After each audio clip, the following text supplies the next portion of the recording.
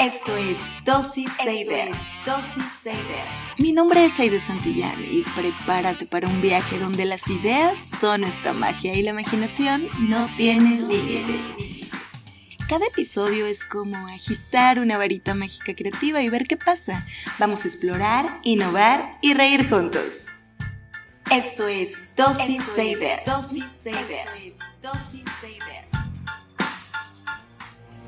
Hola, ¿cómo están? Bienvenidos a Dosis de Ideas.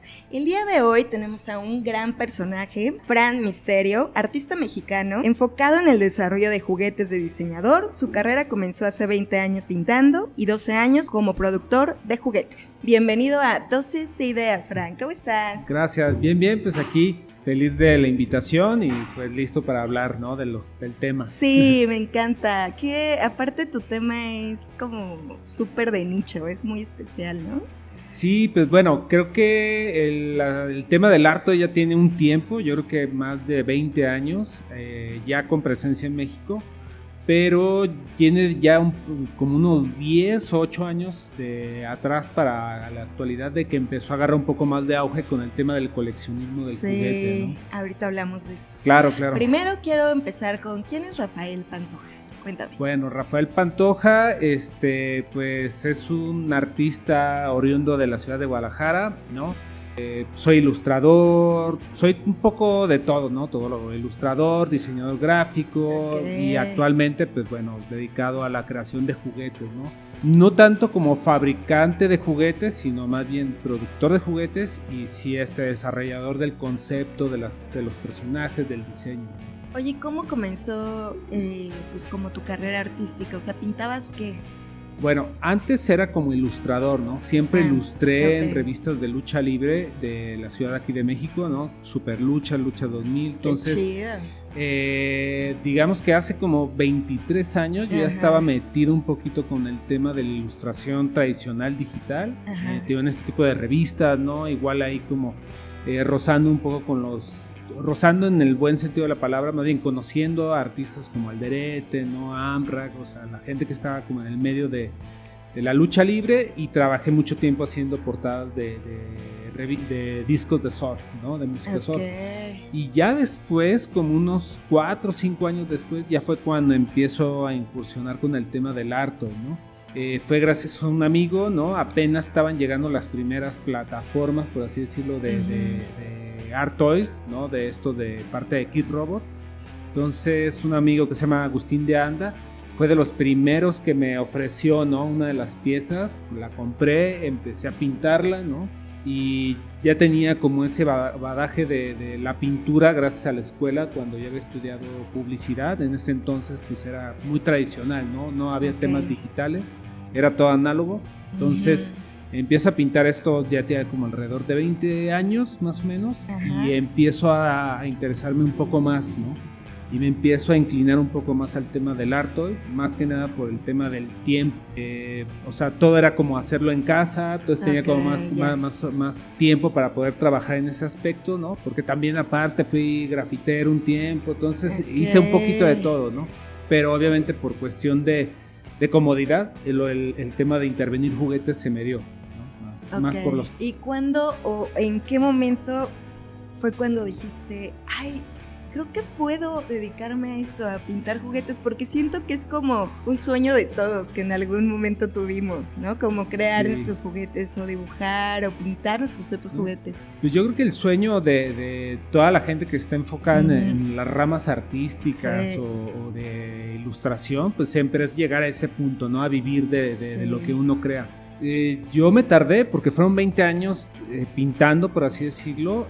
Yo ya vivía un poco o sea, ya tenía una entrada bastante interesante, pero... ¿Tenías como tu trabajo fijo? Sí, yo trabajaba como diseñador gráfico y aparte pintaba juguetes, ¿no? O sea, ¿pero era de hobby o en ese momento ya lo veías como una futura carrera? Al inicio fue de hobby, ¿no? Pero digamos que alrededor de unos 8 años para atrás ya empezó a ser algo más formal.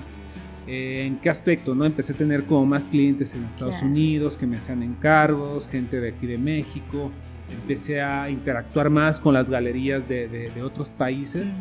Entonces me empecé a meter y poco a poco, y ya tenía una entrada que yo decía, pues ya puedo vivir de esto, ¿no? Pero siempre me daba como el miedo de decir, si el día de mañana esto se acaba, otra vez tengo que regresar a la oficina, ¿no? Y dije, no, ¿sabes qué? Yo creo que va a llegar el momento exacto. Básicamente en septiembre del año pasado, a mí en el último trabajo donde estaba, me dan las gracias. Yo ya tenía como 5 años atrás, donde ya percibía un salario decente, por así decirlo. Entonces fue mi primer año donde dije, bueno, ahora sí, como te dicen los papás, orillaron, ¿no? Sí, ¿no? Cuando te dicen los papás, no, inténtalo un año y si te va bien, sigue adelante, y si no, te pusiste esa meta de un año. Entonces, en ese año empecé muy bien. Y pues nada, ¿no? O sea, creo que las cosas empezaron a surgir, cada vez he ido creciendo más en el aspecto del trabajo, y pues actualmente vivo de esto, ¿no? Vivo bien, y aparte es un trabajo que disfruto, ¿no? Entonces, al fin de cuentas, creo que la mentalidad de todo mundo en el ramo artístico es vivir de lo que uno le gusta hacer, ¿no? Sí, 100%. Oye, ¿y cuál fue tu primer pieza que interveniste? Ok, mira, la primera pieza que intervení fue una pieza de X-Robot. Se llaman estas plataformas Moonies, que es como una especie de changuito. Ellos los vendían sin pintar, ¿no? Para que básicamente pues, la gente se pudiera expresar. Fue, yo creo que de las primeras plataformas a nivel mundial que se generaron era como un canvas, ¿no? Un lienzo en blanco. Entonces la primera pieza que pinté fue una de esas, ¿no? Cuéntanos cómo es el proceso de creación. O sea, porque como que pensamos ya en el resultado final, pero cuéntanos de qué va. Primero es la idea y después que la producción, tú mandas producir, haces tú la pieza, ¿cómo es?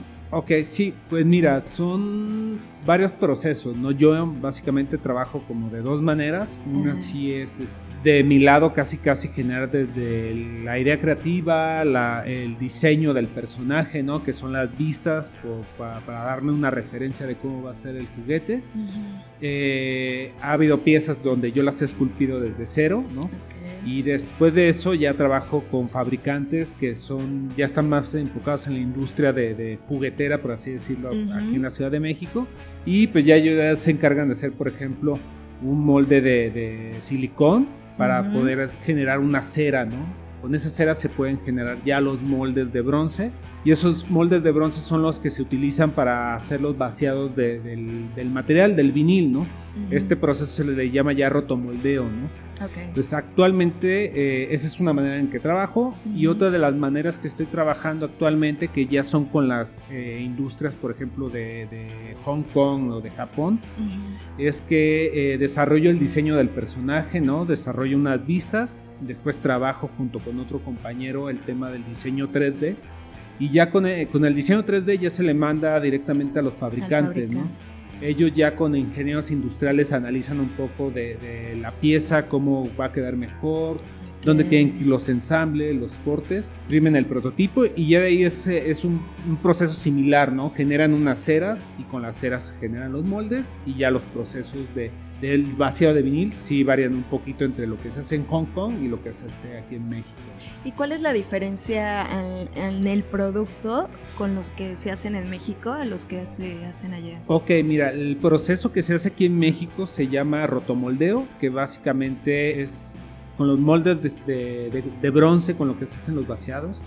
Se vacía el vinil, que el vinil se llama vinil PVC, y gira, y digamos que va al momento de que está girando como en una especie de estructura, va recibiendo calor y se cocciona la pieza, ¿no? Ya después se tiene que desprender de los moldes. Ese tipo de proceso, ese tipo de vinil es como el vinil más común que puedes encontrar en la mayoría de los juguetes, desde nenucos, ¿no? Juguetes para perros, para bebé. Y ese tipo de material se encuentra en México, en casi todo el mundo, ¿no? Es como lo más comercial. El PVC. El vinil PVC. Y el vinil que yo trabajo en Asia se le llama Sofubi, ¿no? Que ese tipo de material al inicio se generó directamente desde Japón. El término de Sofubi es soft vinyl, ¿no? O sea, vinil suave. Y pues este tipo de vinil se ha trabajado desde los 70, ¿no? 60. Es con el mismo material que se hacían los juguetes, por ejemplo, de Godzilla, de Ultraman, ¿no? Y la diferencia entre el vinil PVC y el Sofubi es que, por ejemplo, materiales como el vinil translúcido solamente se fabrica en aquella parte, ¿no? Órale. Aquí se han hecho como vinil translúcido, pero luego así en unos meses se hace todo amarillento, ¿no? Incluso es blando, no es tan rígido como lo que se fabrica allá. Incluso el vinil de Japón pues no sale de Japón, ¿no? O sea, por cuestiones de culturales, y hasta ellos son como muy celosos en el tema de materia prima. Si yo quisiera comprar ese material para hacerlo aquí, ¿no es se imposible, puede?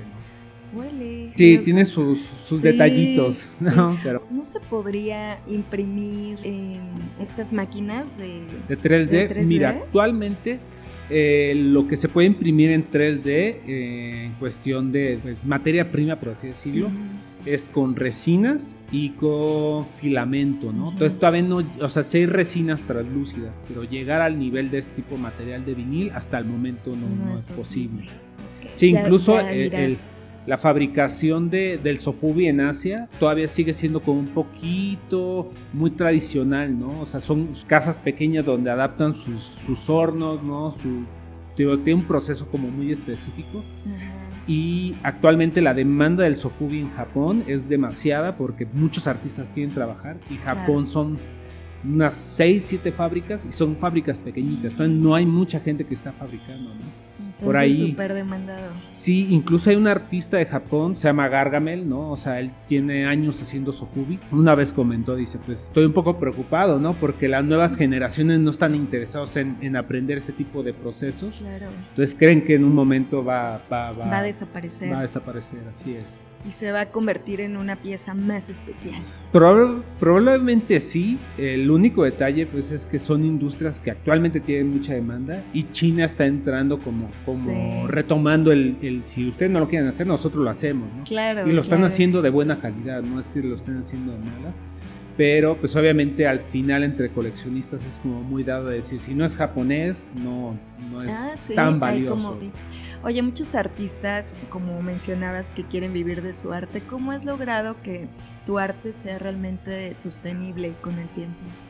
Fíjate que muchas veces sí me llegan a hacer este tipo de preguntas, ¿no? Yo a veces les digo, sí es como muy complejo porque no hay como un número de pasos para llegar a un paso final como de éxito, ¿no?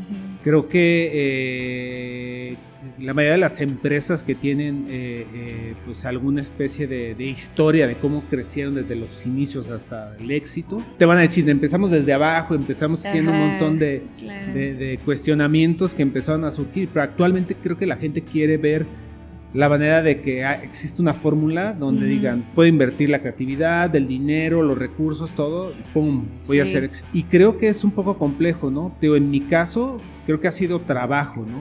Trabajo de hace 20 años que he estado como picando piedra, por así decirlo. Yo creo que hasta en el mismo aspecto del arte, los artistas, pintores, ¿no? O sea, se llegan a consagrar hasta después de un tiempo, ¿no? De estar exponiendo, de que la gente empiece a interesarse por su trabajo y empiecen a consumir su trabajo, ¿no? Entonces sí es un poco como complejo, ¿no? Yo pues les digo, ¿no? O sea, creo que lo ideal en mi caso fue como tener un sueño, esforzarme a estar picando duro hasta que llegó un momento donde dije, pues bueno, ya llegué a un punto, ¿no? Ahora sí ya puedo como vivir de esto tranquilamente. Y a pesar de que llegué a una meta, digo, aquí no se acabó, ¿no? No, bien, tengo que seguir trabajando al doble, porque ahora es mantenerse. Entonces yo creo que es eso, ¿no? Si es un sueño, o sea, apapáchalo, échale mucho cariño, échale mucho trabajo, y seguramente tarde o temprano te quieren llegar los resultados. Oye, ¿y en toda tu carrera has tenido algún momento donde has dicho, no, mejor ya esto no, o sea, no debí, ¿qué estoy haciendo? Sí, yo creo que también es parte del camino, ¿no? El desilusionarte, el caerte, tropezar.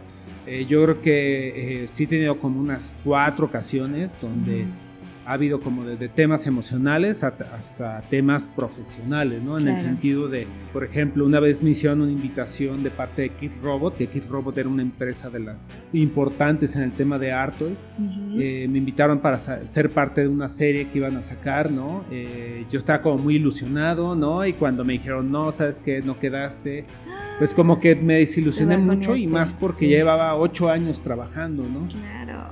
pero gracias a eso busqué inspiración en otro lado, ¿no? Y creo que a raíz de esa situación me llené de mucho valor a trabajar más, empecé a ahorrar dinero y entonces mi primer juguete que lo fabrico en Japón, ¿no?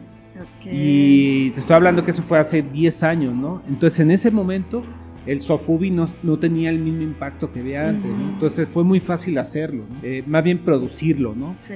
Pero vaya, ¿no? O sea, fue como un momento donde me desilusioné mucho de pintar juguetes, dejé de pintar algún tipo de juguetes y me enfoqué en otros y empecé a ver otro tipo de resultados, ¿no? Entonces, yo creo que todo mundo en su vida, ¿no? En su historia o hasta en su película sabe que va a haber momentos malos y momentos buenos. Sí, que tú mismo te tienes que ir jalando, ¿no? Claro.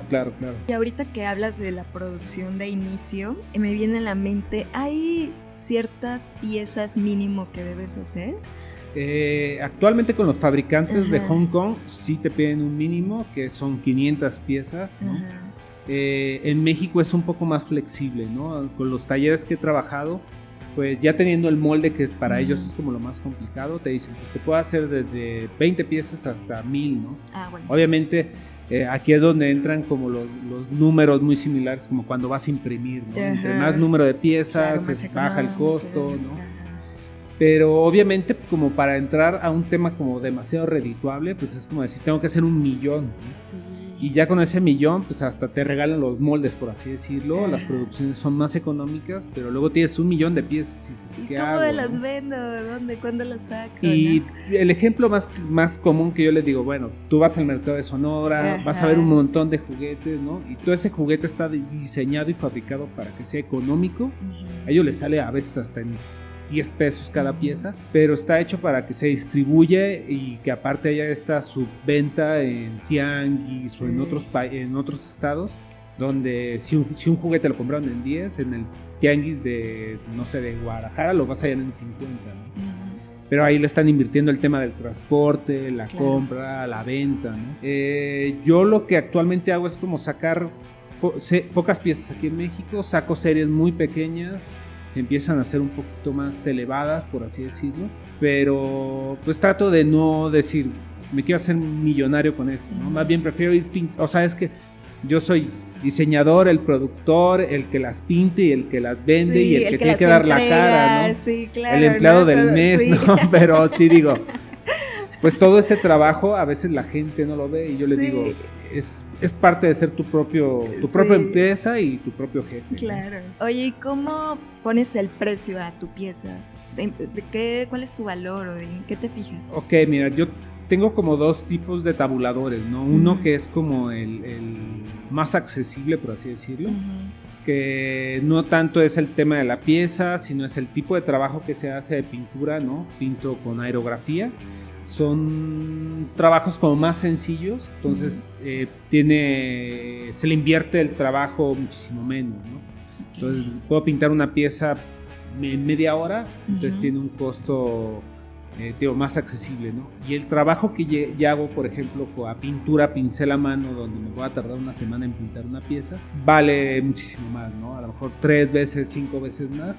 Y yo lo que les digo a mis clientes, ¿no? Pues bueno, esto es como una serigrafía, ¿no? Y esto es como si fuera un cuadro. Entonces, ahí es donde ya ellos evalúan y dicen, bueno, esta es tu pincelada, ¿no? Sí, en tu tiempo, ¿no? O sea, claro. Tú como artista lo que haces es ponerte, no sé, mi hora vale tanto y entonces en este trabajo me llevaré tantas horas. ¿Así, más o menos? Más o menos, sí. Okay. Sí. Y también a veces es como el nivel de detalles, ¿no? Hay piezas que, por ejemplo, hay otros clientes que les gusta otro tipo de trabajos míos, que es básicamente como mi obra, por así decirlo, ¿no? Entonces se vende un poco más caro ese tipo de trabajo. ¿Cuál es? O sea, bueno, luego pinto unas como tipo calaveras, ¿no? O sea, que agarro la pieza, les pinto como todo el esqueleto, ¿no? A algunas les pinto hasta los órganos, todo eso. Entonces, ese tipo de trabajo tiende a ser un poquito más caro. Okay. Y yo por lo normal siempre les digo, bueno, acepto las comisiones, ¿no? Si el cliente me dice, oye, quiero esto, y ahí tienes como todavía más chance de hasta negociarlo, ¿no? Porque sabes que es un encargo, entonces yo les digo, bueno, es un encargo, es exclusivo para ti, puede valer más. Eso de los encargos es como un arma de doble filo, siento a veces, ¿no? Porque luego llegan con cosas que no tienen nada que ver con tu arte, tal vez, como ciertas copias, ¿o no? Pues sí, me ha tocado muchas veces y cuando me han dicho, ¿me puedes pintar esta pieza como tal artista? Bueno, es como el diseño de este artista. Le digo, mejor pídeselo a él, ¿no? Claro. O sea, no, creo que el tema no es el copiarlo por tener la necesidad de tener una entrada segura, ¿no? Pero yo sí les digo, pues yo creo que si quieres una pieza pintada por, un ejemplo, Doctor Lacra, y quieres que te la pinte parecida, le digo, mejor pídesela a él, ¿no? Y va a tener muchísimo más valor, ¿no? Sí. Entonces, sí, cuestiones de copia no me gusta, ¿no? Y cuestiones que se salen de lo que yo suelo hacer, no suelo aceptarlo. ¿Y quiénes son tus clientes? Pues por lo normal, bueno, actualmente son como más jóvenes, ¿no? O sea, hay de todo, ¿no? O sea, clientes jóvenes que están entrando al tema del coleccionismo, del sofubi, ¿no? Del arte. Tengo clientes ya un poquito más grandes, ¿no? Que sí están yendo por el tema del arte, ¿no? O sea, tengo un cliente que, por ejemplo, es productor de cine, ¿no? Me ha comprado piezas grandes, ¿no? Tengo clientes que ni siquiera los he visto en persona, ¿no? Que se negocian por terceras personas, y tengo muchos clientes en Estados Unidos, que normal es toda esta gente que tiene raíces mexicanas, pero nacieron en Estados Unidos, y yo creo que en esta búsqueda de identidad se identifican más con el tema prehispánico que hago, ¿no? Claro, la nostalgia también, ¿no? De sus raíces. A veces trato de imaginar, ¿no? Pero yo creo que hasta que estás lejos de tu país, podrías entender un poco ese tipo de nostalgia o ese tipo de identidad de decir, bueno, quisiera esto, ¿no? Sí. ¿Y en quién te inspiras? Bueno, lo personal, en el aspecto prehispánico, en la línea de juguetes prehispánicos, pues ahí pasó algo muy chistoso, ¿no? Guadalajara no carece de una identidad prehispánica, ¿no? Tú vas en el Museo de Antropología, vas a encontrar un par de jarrones, ¿no? Vas a hallar más en la parte de Nayarit, por ejemplo, que sí hubo entidades un poco más relacionadas con el tema prehispánico, pero Guadalajara carece, no hay pirámides, no hay ruinas arqueológicas como las de la Ciudad de México.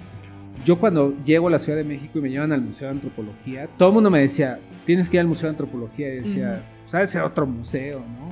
No, cuando vi dije, híjole, no, o sea, estoy viendo lo que veía en los libros de texto, lo que me contaban los maestros, y pues me enamoré del Museo de Antropología, ¿no? Sí. Entonces he ido como unas 5 veces, igual al Templo Mayor, las pirámides, porque pues realmente el ver esculturas o arte prehispánico que se ha conservado millones de años, tenerlos presentes, dices, wow, no, o sea, eso para mí me genera demasiado impacto, ¿no? Sí. Entonces, yo siempre que voy veo algo diferente. Cuando tengo que hacer un juguete relacionado con la cultura prehispánica, trato de hacer un poco de investigación, ¿no? No nomás decir, voy a hacer a Quetzalcóatl nomás porque hoy amanecí con ganas de hacerlo, ¿no? Empiezo a hacer un estudio, empiezo a ver formas, empiezo a ver de qué manera se tiene que ver lo que quiero plasmar. Entonces sí trato de hacer como ese tipo de investigación, ¿no? Oye, ¿y cómo nace esa línea? Bueno, ¿cuántas líneas tienes? Tengo solamente 2. Una que está enfocada, por ejemplo, al juguete, bueno, se le llama hardcore, que es como este tema de monstruos más al estilo ochentero, de película de los 80, mutantes, ¿no? O sea, yo crecí 80s, soy del 79, crecí con toda la cultura de los 80 y todo el cine de los 90, ¿no? Entonces me tocaron las Tortugas Ninja, me tocó Karate Kid, o sea, películas de acción, Van Damme, ya sabes, Rambo, todo eso, ¿no? Entonces, al final, todo eso te genera como o sea, fue como muy odiado los 80, pero al final dije, todo eso es una cultura muy rica en cuestión de acción, en cuestión de ciencia ficción, y entonces esta línea hardcore está inspirada un poco de toda esa nostalgia que tuve de pequeño, ¿no? Y la línea prehispánica, pues digo, estuvo muy enfocada a raíz de que empecé a conocer de lleno todo el tema de la cultura prehispánica aquí en la Ciudad de México. te enamoraste, dijiste, por sí, ahí voy.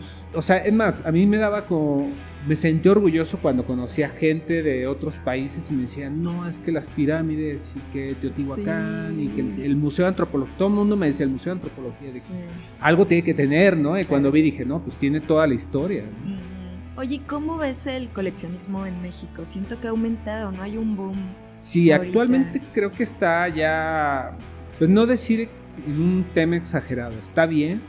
A mí me genera como un doble discurso, pero más que nada porque cuando antes iba a comprar, por ejemplo, al Rock Show, ¿no? Que es el yang más grande de juguetes de coleccionismo, pues iba poca gente, ¿no? Entonces era como que muy disfrutable, de repente hallabas cosas a un acceso muy, muy económico, o luego iba al Moham, que era el museo del juguete antiguo, ¿no? Que también tenía bazares, y era como un coleccionismo un poquito, sí, de nostalgia. Veía esa gente grande, o sea, de querer ir por juguetes que llegó a jugar en los 70, 60, y luego aparte estaban gente de 50 que iba a buscar juguetes de lata, ¿no? O sea, cuestiones por el estilo. Pero ahora yo creo que ya es un boom que se descontroló desde el tema de los precios, desde el tema de la demanda, ¿no? El que pues ya todo el mundo pues dice, ya todo es coleccionable, ¿no? O sea, actualmente creo que es válido, ¿no? O sea, todo el mundo es libre de coleccionar lo que quiera, pero también en otro aspecto, digo, hay que ser un poquito consciente, ¿no? Porque ya empezaron a haber cuestiones de falsificación de cosas, de juguetes, ¿no? O de repente este tema de encontrar juguetes, por decir vintage, ¿no? Y más que nada de plástico soplado, lo que se vendía antes en los tianguis, pues están reeditando juguetes con los moldes viejos, y a veces pues ya le dan una raspada y te dicen, es de los 60, ¿no? ¿En serio? ¿Y cómo te das cuenta? ¿Tú sabes? No, y a pesar de que yo colecciono ese tipo de juguetes, no me clavo tanto, pero si veo algo que me gusta demasiado, lo compro. Dices, ya es mío.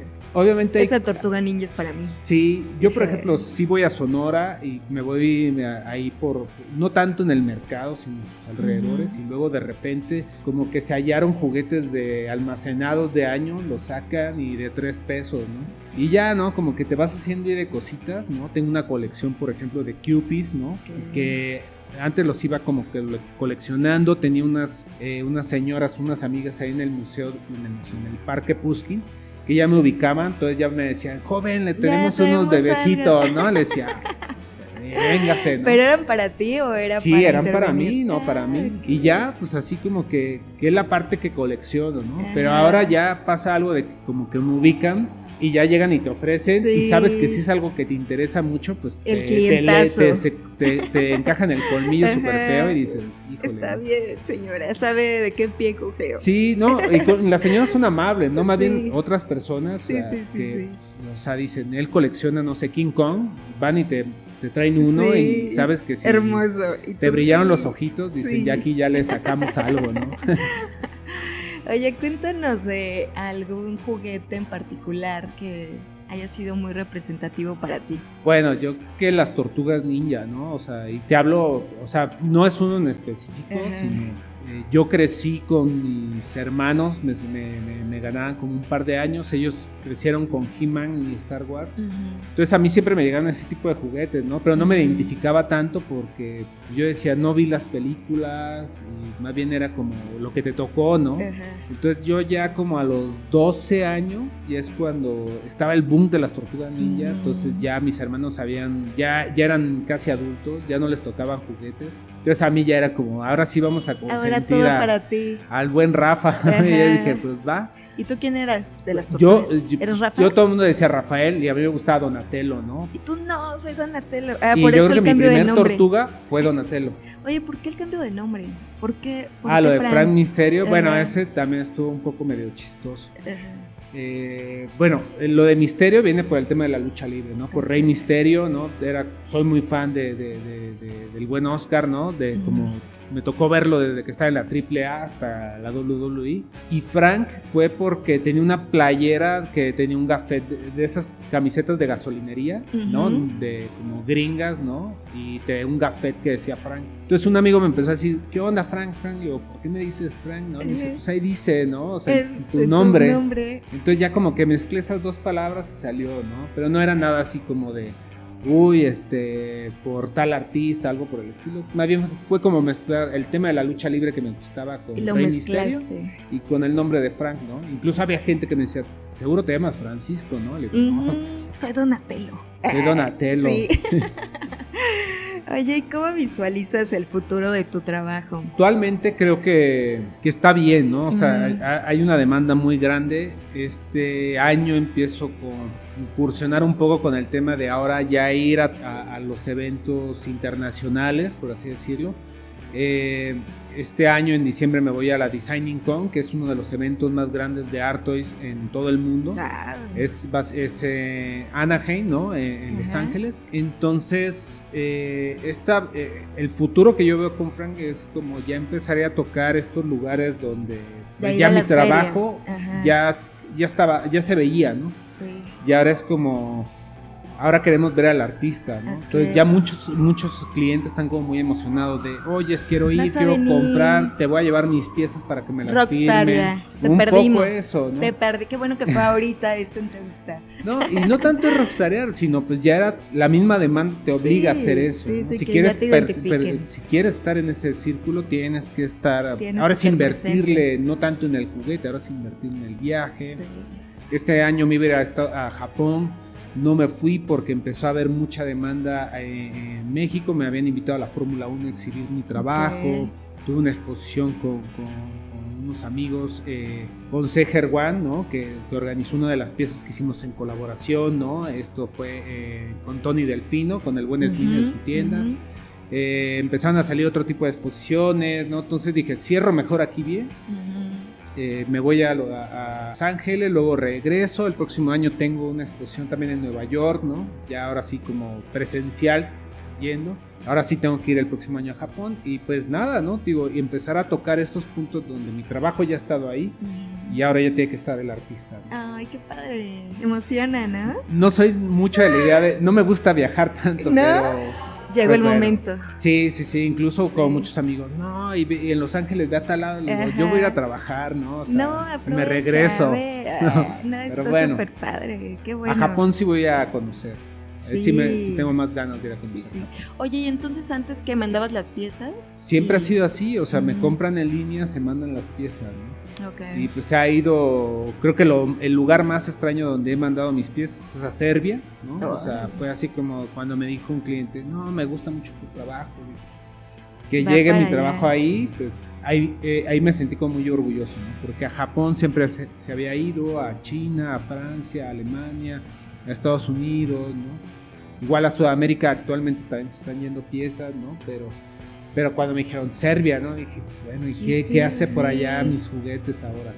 Apoderándose del mundo. Bueno, suena interesante así, si lo ponemos de esa manera. Oye, ¿vas a presentar algo en particular o es esta misma línea?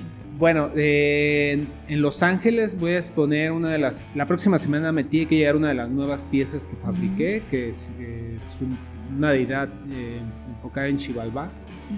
La pieza es más grande de las piezas que suelo sacar, entonces la idea es llevar esa pieza a la Designing Con como pieza exclusiva. Por ahí tengo una colaboración con unos amigos de Japón que se llama Pundrunker, que es una marca de ropa y de juguetes ya tienen como alrededor de unos 15 años. Son de los más importantes en la escena del Sofubi. Por ahí también tengo otra pieza es un King Kong que fabriqué con mi novia, ¿no? Ella hizo toda la escultura, yo hice todo el diseño. Esta se va a tener como una venta exclusiva en el en el stand de un amigo que se llama Mark Nagata, que también es un artista con el que he trabajado años en Estados Unidos, y aparte pues va a llevar unas cuantas piezas exclusivas para esa convención. Por lo normal ese tipo de convenciones sí promueven el tema de que sea una pieza exclusiva para esos eventos, ¿no? Yo tal vez estoy como dudando mucho de llevar una exclusividad porque por lo normal siempre trato de vender piezas únicas, ¿no? Se llaman one-off el término. y la idea es que sea una de una, ¿no? Es como si fueran a comprar un cuadro. Entonces yo siempre les digo, mejor les llevo una de una a llevarles 20 de la serie. Que se pueden pelear todos, ¿no? Pero mejor llévense una exclusiva. Vamos a ver cuánto dan por esta. Sí. Oye, y bueno, ya para cerrar, siempre termino con danos un consejo, pero yo quiero que nos des un consejo, pero para 3 personas diferentes. Ok. 1, para la gente que quiere comenzar a diseñar juguetes. Ok. 2, para los coleccionistas mexicanos. Y 3, para los creativos que quieren entrar en este mundo del arte. Pues mira, si quieres nos vamos primero por los coleccionistas, que es lo más, pues que se sientan libre en coleccionar lo que ellos quieran, ¿no? Creo que nadie les puede limitar qué sí, qué no, o sea, en mi caso mucha gente me dice, de seguro tienes piezas bien costosas y bien atractivas, y le digo, no, pues a mí me gusta ir a chacharear, ¿no? Ir a los tianguis y hallar cosas. Por ejemplo, soy muy amante del bootleg, ¿no? De los juguetes que no tienen licencia aquí en México, y ver como esas esculturas como mal hechas me llaman más la atención, ¿no? ¿Y si tienes una super colección? Sí, tengo demasiado.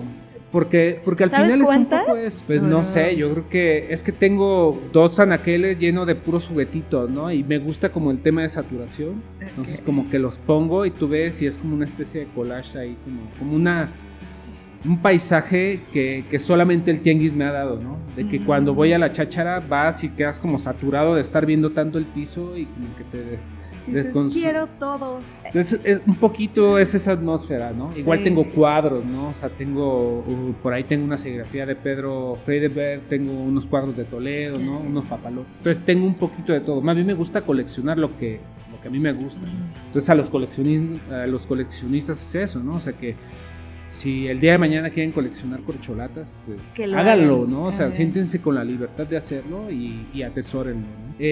Para los creativos, ¿no? Pues yo creo que los que tienen ese interés de querer conocer un poquito todo este tema de los juguetes, ya hay historia, ¿no? O sea, México ya tiene historia en el tema de los art toys, entonces sí existen varios artistas que han aportado en esta escena, entonces seguramente van a encontrar, ¿no? Creo que hay un tema muy complejo, ¿no? Con el aspecto de galería o en el círculo del arte, que cuando escuchan el término juguete creen que no es algo que tenga arte, un valor, ¿no?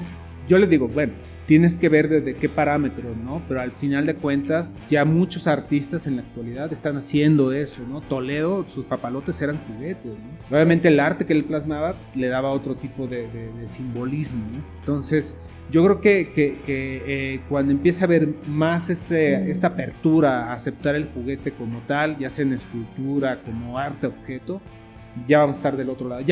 O sea, se tiene que trabajar como lo que pasó con el arte pop, con todo el tipo de corrientes, hasta que llegara un punto donde ya va a haber una aceptación, ¿no? Y para la gente que está empezando, que tiene esa curiosidad de hacer juguetes, pues que vayan experimentando, ¿no? O sea, ya antes era muy complejo, ¿no? O sea, si tú querías aprender algo en específico, no lo encontrabas, o sea, había libros, ¿no? Tenías que ver de qué manera investigar, pero yo creo que el internet, pues hay demasiada información como para poder abordar, ¿no? Y empezar a conocer. Entonces, es cuestión de que intenten investigar. Yo siempre les digo, el hecho de que ustedes se adentren a buscar, a conocer, a investigar, a tratar de relacionarse, les va a abrir un poquito más el panorama, a que digan, con una entrevista de Frank me va a tener todo resuelto, ahí está la solución, ¿no? Entonces por ahí no va, ¿no? O sea, van a hallar a nuevos artistas, van a hallar a lo mejor